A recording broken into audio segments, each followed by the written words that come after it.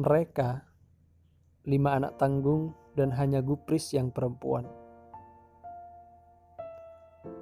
Kelimanya jarang mandi dan lebih jarang lagi berganti pakaian. Di antara mereka, Gupris yang paling banyak bergerak dan usil, juga cerewet. Hanya Gupris pula yang pernah bersekolah, meski hanya sebentar.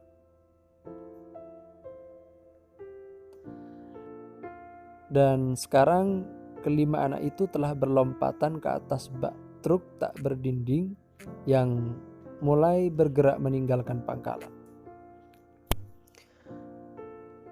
Setiap pagi mereka berkumpul di pangkalan truk yang dikelilingi warung-warung. Paling banyak warung nasi.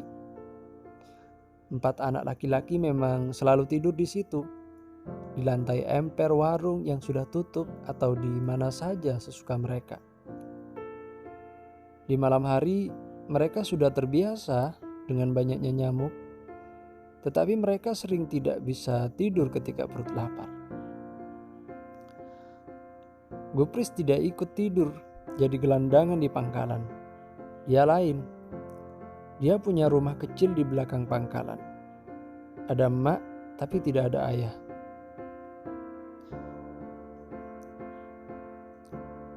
Jam 3 pagi adalah waktu yang paling dibenci Gupris.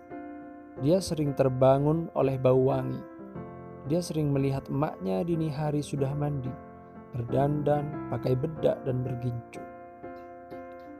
Lalu mengambil keranjang tenteng dan bilang mau belanja ke pasar. Pada mulanya Gupris tidak peduli, tapi kemudian dia jadi benci karena emaknya selalu pulang dengan keranjang kosong. Menornya sudah berantakan. Gupris benci dan makin benci. Jadi sekarang tiap jam 2:30 pagi dia bangun dan pergi ke pangkalan, bergabung dengan 4 teman sebelum emaknya pulang.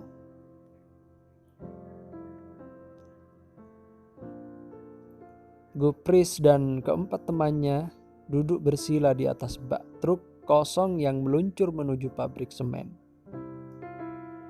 Truk itu besar sekali.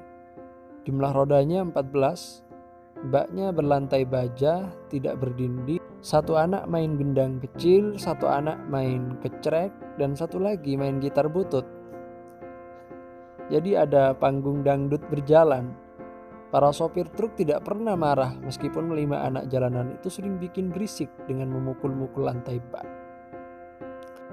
Gupris biasanya nyanyi dangdutan, tapi kali ini dia lebih suka asyik dengan HP-nya. Dia sudah suka nonton gambar cabul. Rambut Gupris masih dikucir 2.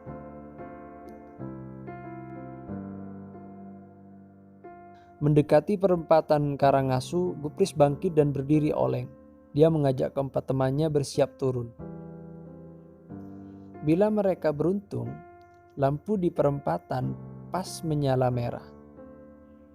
Tapi kali ini tidak. Maka seorang anak yang tidak sabar terjun lewat sisi samping.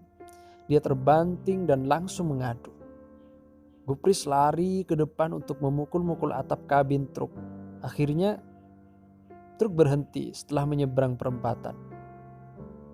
Sopirnya melongok ke belakang, tapi tidak marah. 4 anak melompat turun. Mereka mau menolong teman yang duduk kesakitan, tapi kendaraan sangat ramai. Gupris bertindak, bergerak ke tengah jalan. Dia mengangkat tangan tinggi-tinggi dan minta peluang untuk menyeberang. Panas matahari mulai menyengat. 5 anak tanggung yang jarang mandi itu berjalan menyingkir dari perempatan. Yang 1 dituntun menuju tempat yang terlindung dan ditinggal sendiri di sana. Gupris mengajak 3 teman kembali ke sudut perempatan. Gendang dari pipa pralon dengan membran karet ban mulai berdebam. Kecrek dan gitar butut mulai berbunyi. Gupris siap dangdutan, tetapi tiba-tiba dia berhenti bergerak. Dia melihat sesuatu. Ada yang berubah di sudut perempatan itu.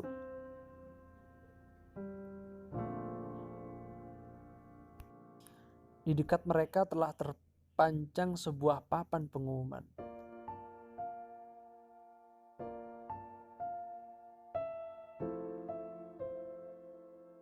Tulisannya hitam di atas papan kayu bercat putih.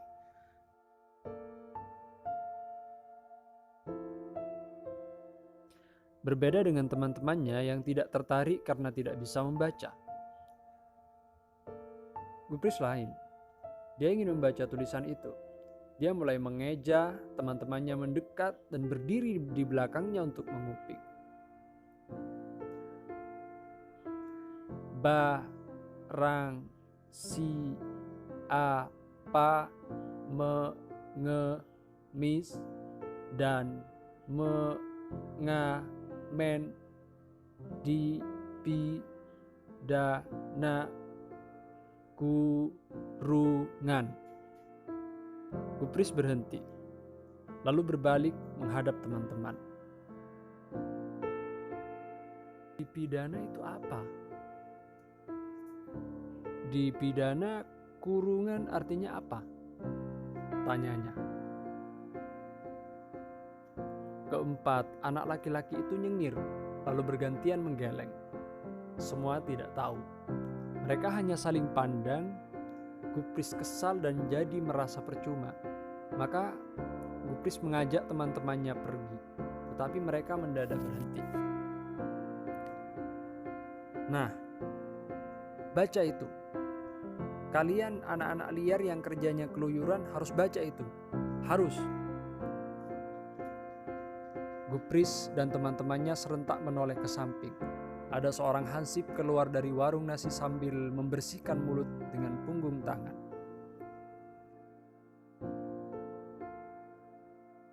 Di atas saku kanan bajunya tersulam jelas nama Karidun. Dia bergerak setengah berlari dan berhenti. Pasang gaya. Suara kerasnya mengatasi bunyi mobil dan motor. Masih ada remah nasi atau ampas kelapa di sudut bibirnya. Sisa makanan terus berjoget mengikuti gerak mulut ketika hansip itu bicara. Itu pemandangan yang membuat Gupris menahan tawa. Teruskan baca, harus, kata hansip Karidun. Tangannya menunjuk ke papan di sana dengan gaya komandan. Aku petugas keamanan. Security dari dinas sosial. Aku yang memasang papan itu tadi pagi untuk orang-orang semacam kalian. Tahu? Ingat, aku security dari dinas sosial. Tahu? Lengang. Gupris berhenti, wajahnya buntu, lalu menoleh ke belakang ke arah teman-temannya. Hei, kenapa berhenti? Baca terus. Aku ini security dan menyuruh kamu membaca. Ayo terus. Seru hansip Karidun. Kali ini dengan suara lebih keras. Dipidana.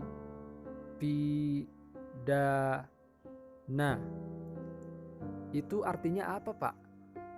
Tanya Gupris dengan gaya yang biasa saja. Meskipun masih gadis kecil yang jarang mandi, Gupris berani cengar-cengir kepada hansip Karidun yang maunya disebut security. Lengang lagi. Hansip Karidun kelihatan tidak siap menjawab pertanyaan Gupris. Wajahnya berubah seperti orang gagap, bingung, tapi alisnya mengeras.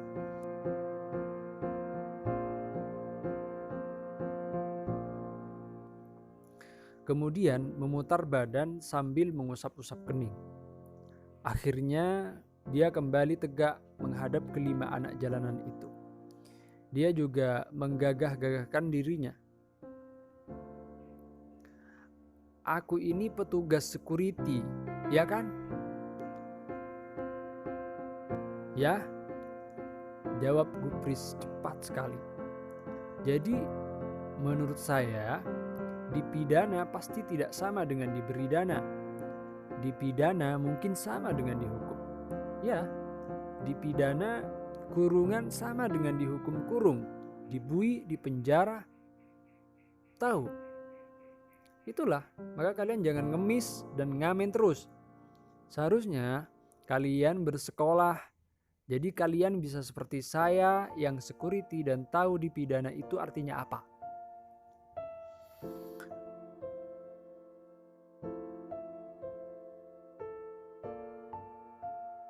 Gupris diam sejenak, lalu berbalik lagi menghadap teman-teman. Kalian dengar? Kita seharusnya sekolah. Sekolah dapat uang apa tidak sih? Potong seorang anak. Ah, dasar. Sekolah ya tidak dapat uang, malah bayar. Jawab Gupris. Wah, susah kalau begitu. Tidak dapat uang, lalu kita beli makan pakai apa? Enakan ngamen terus, ngemis terus, bisa makan terus. Hai, apa? Seru Hansip Karidun dengan muka dibuat galak. Kamu sudah saya kasih tahu, mengemis dan mengamen dipidana kurungan. Dipidana kurungan 30 hari dan didenda 50 juta rupiah. Kamu dengar itu? Wajah Gupris ciut, tapi kemudian tersenyum samar karena melihat sisa makanan di sudut bibir Karidun berjoget-joget lagi. Mengapa bisa begitu? Tanggap Gupris lagi. Mengemis bukan nyopet atau mencuri kan? Ya, tapi melanggar larangan. Siapa saja yang melanggar larangan pasti dipidana. Ya dihukum. Mengapa bisa begitu? Siapa yang membuat larangan? Nah, saya security, maka saya tahu siapa yang membuat larangan mengemis itu. Bapak Wali Kota dan para dewan. Wali kota itu apa? Dasar anak liar. Wali kota adalah pejabat penting. Para dewan itu orang juga. Iya. Nah, dengar. Saya security mau menerangkan semua. Dewan itu wakil rakyat. Jadi wakil kalian juga. Alis Gupris merapat, bingung dia. Tapi setidaknya dia sudah tahu dewan itu sejenis manusia juga dan mereka bersama wali kota membuat larangan. Siapa mengemis dan mengamen dipidana kurungan. Ya, kami mengemis dan mengamen saban hari. Tapi kami belum pernah dihukum. Gupris nyengir. 4 temannya tertawa.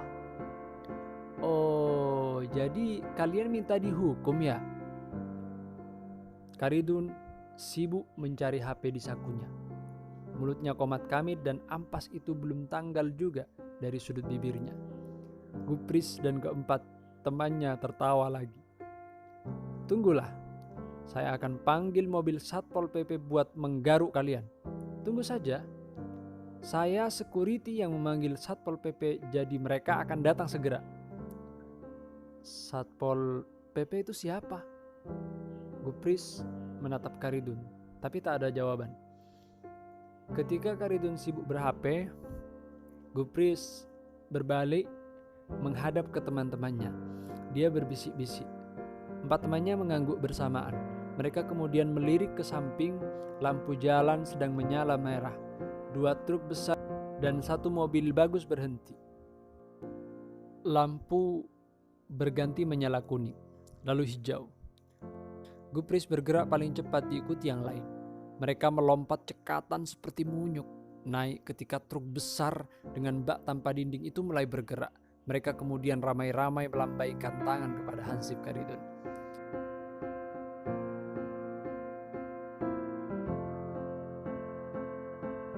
Hai Pak Hansip, kami mau ke Tegal, terus Cirebon, terus kalau mau menghukum, kejar kami ke sana ya Pak. Gupris berseru sekerasnya sambil tertawa tergelak. Keempat temannya berjoget ria di atas truk yang terus berlari. Suara Gupris terus terdengar, tapi makin lama makin samar. Truk pengangkut semen itu menjauh, terus menjauh ke utara menuju Tegal. Perempatan Karangasu tetap ramai, tetapi telah ditinggalkan oleh Gupris dan 4 orang temannya. Kelima anak jalanan yang masih bocah itu telah pergi berkelana. Mereka akan berkeluyuran Tegal, Cirebon, atau entah di mana lagi. Hansip Karidun masih berdiri di sudut perempatan. Dia lama menatap papan pengumuman larangan mengemis yang baru dipasangnya tadi pagi.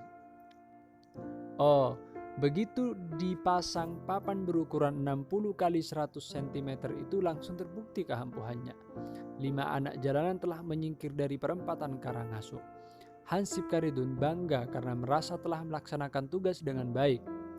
Atau entahlah, karena bayangan wajah Gupris yang imut-imut dengan 2 kepang rambut terus hadir di rongga mata. Suara Gupris ketika mengeja dengan suara terbata-bata, "Di pidana kurungan itu apa?" juga masih terngiang-ngiang di dalam telinga.